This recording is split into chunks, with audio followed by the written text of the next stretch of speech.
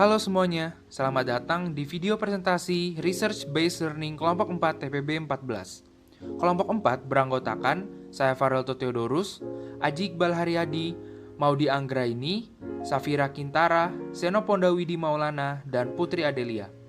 Kelompok 4 akan membahas fenomena terjadinya aurora di kedua kutub bumi. Selamat menyaksikan. Apa yang kalian ketahui tentang fenomena?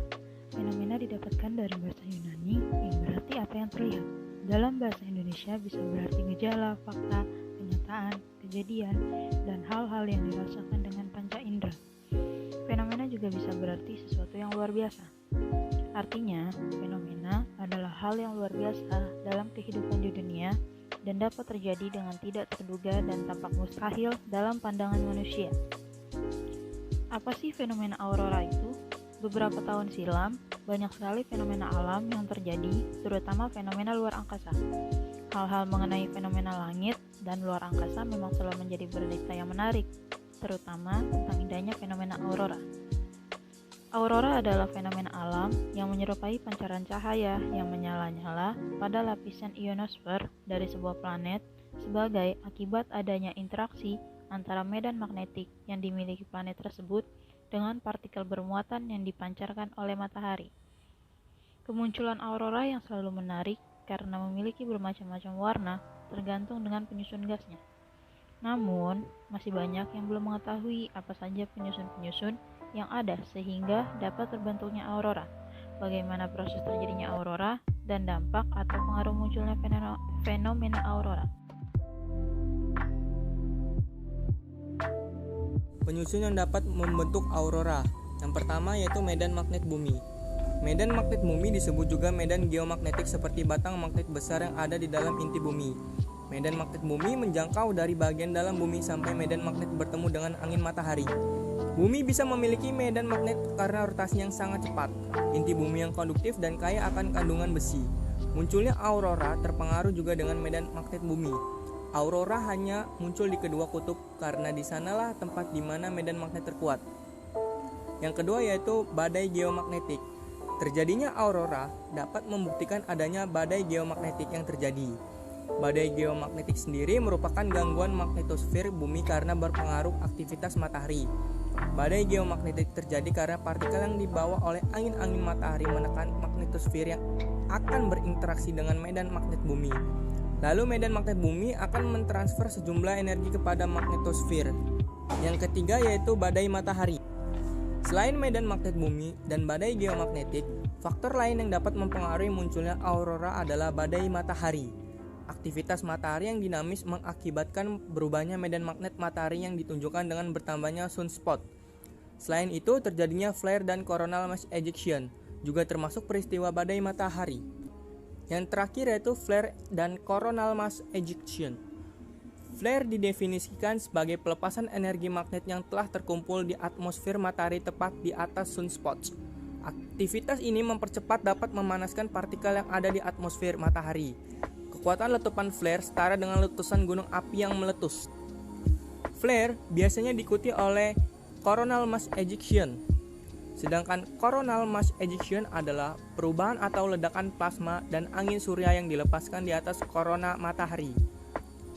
Coronal mass ejection biasanya terjadi dalam beberapa menit atau beberapa jam saja. Selain itu, coronal mass ejection juga membawa energi magnetik yang sangat besar dari angin matahari.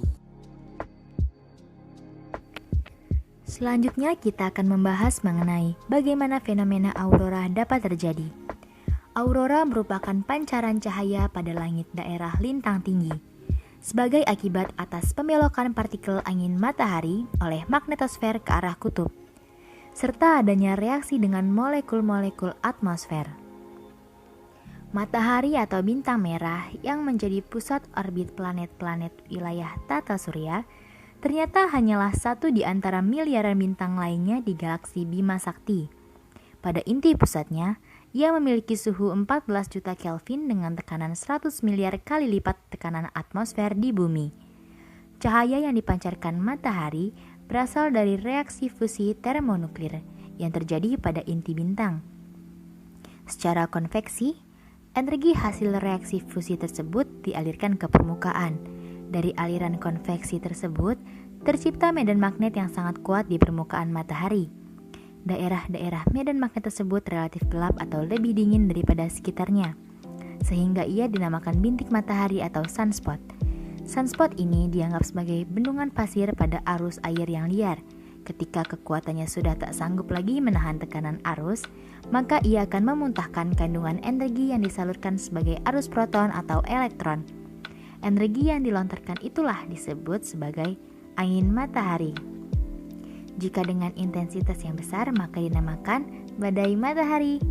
Perjalanan angin matahari menuju bumi dapat ditempuh selama 18 jam hingga 2 hari. Perjalanan antariksa, ketika melewati Merkurius dan Venus, angin matahari akan langsung begitu saja menerpa atmosfernya, sehingga planet tersebut mengalami peningkatan suhu yang luar biasa akibat dari terpaan aliran proton dan elektron yang dibawanya. Namun demikian, lain halnya ketika angin matahari itu menghantam bumi. Bumi ini bagaikan magnet yang berukuran sangat besar, dengan kutub-kutub magnetnya hampir berdekatan dengan kutub geografis bumi. Sehingga bumi ini dilapisi oleh medan magnet atau magnetosfer yang berbentuk sebuah perisai yang mirip dengan buah apel, di mana bumi berada pada inti buahnya dan magnetosfer berada pada kulit buah apel. Magnetosfer ini terdiri dari beberapa lapisan dengan lapisan terbawahnya sabuk radiasi Van Allen yang berada di sekitar ekuator atau khatulistiwa. Layaknya sebuah perisai, magnetosfer dan sabuk Van Allen melindungi bumi dari terpaan partikel angin matahari. Ketika angin matahari menerpa magnetosfer, partikel-partikel angin matahari dibelokkan dan tertarik menuju kutub medan magnet bumi. Semakin tinggi energi partikel, maka semakin dalam lapisan magnetosfer yang berhasil ditembus olehnya. Aliran partikel yang tertarik ke kutub medan magnet bumi akan bertumbukan dengan atom-atom yang ada di atmosfer. Energi yang dilepaskan akibat reaksi dari proton dan elektron yang bersinggungan dengan atom-atom di atmosfer dapat dilihat secara visual melalui pendar cahaya yang berwarna-warni di langit atau yang kita kenal sebagai aurora. Di kutub utara bumi, aurora ini disebut sebagai aurora borealis, dan di kutub selatan disebut juga aurora australis. Selanjutnya, kita akan membahas mengenai apa dampak dan pengaruh munculnya fenomena aurora. Pengaruh yang dirasakan saat terjadinya aurora tidaklah benar-benar berasal dari aurora itu sendiri. Faktor terjadinya aurora dapat dilihat dari berbagai hal, yaitu badai matahari, badai geomagnet, medan magnet bumi, dan partikel yang dibawa oleh angin matahari itu sendiri. Jika dilihat dari badai geomagnet sendiri, ada beberapa dampak yang dapat dirasakan oleh manusia, seperti terganggunya sinyal telekomunikasi dan terganggunya kelistrikan. Selain itu, badai geomagnet juga dapat berdampak pada kegiatan luar angkasa, seperti astronot dan satelit.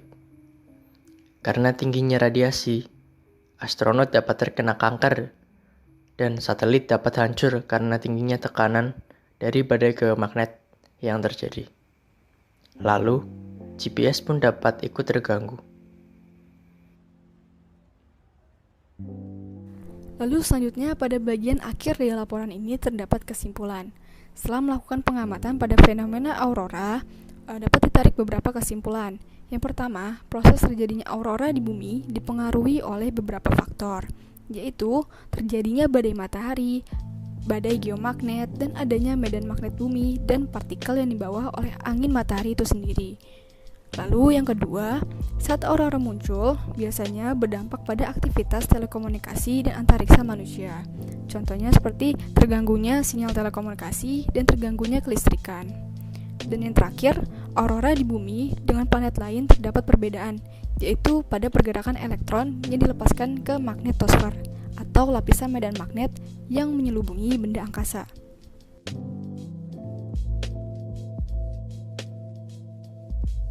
Sekian presentasi dari kelompok kami. Semoga informasi yang kami sampaikan dapat bermanfaat bagi kita semua. Jangan lupa di-like ya videonya. Terima kasih sudah menyaksikan.